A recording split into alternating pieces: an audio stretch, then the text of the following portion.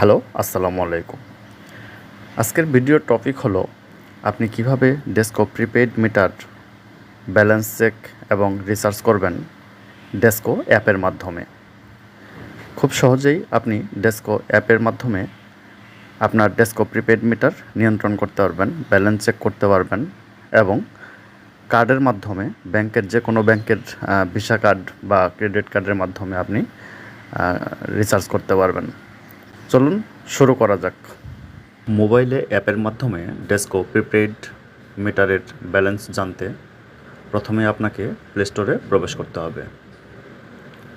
তারপর সার্চ করতে হবে। এখানে সার্চ বারে গিয়ে লিখতে হবে ডেসকো। ডেসকো লিখে সার্চ করে দিতে হবে। সার্চ করার পর এরকম একটি অ্যাপ দেখতে পারবেন, ঢাকা ইলেকট্রিসিটি সাপ্লাই কোম্পানি। এখানে ইনস্টলে ক্লিক করে দেবেন।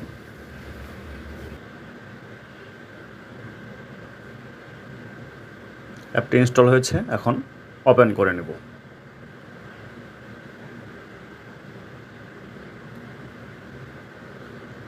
ওপেন হওয়ার পর এখানে একটি মোবাইল নাম্বার প্রোভাইড করবেন।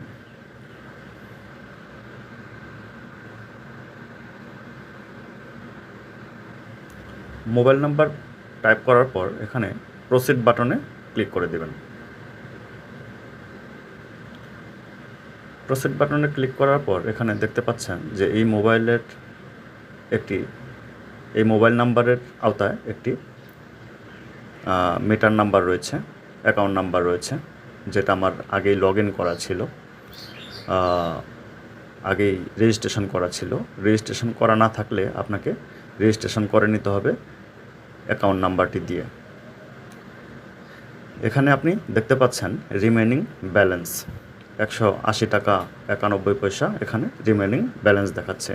এই রিমেনিং ব্যালেন্সটা কিন্তু কারেন্ট ব্যালেন্স 15 আগস্ট 2024-এর, অর্থাৎ টুডে কারেন্ট ব্যালেন্স। এখানে আপনি চাইলে রিচার্জ করে নিতে পারবেন।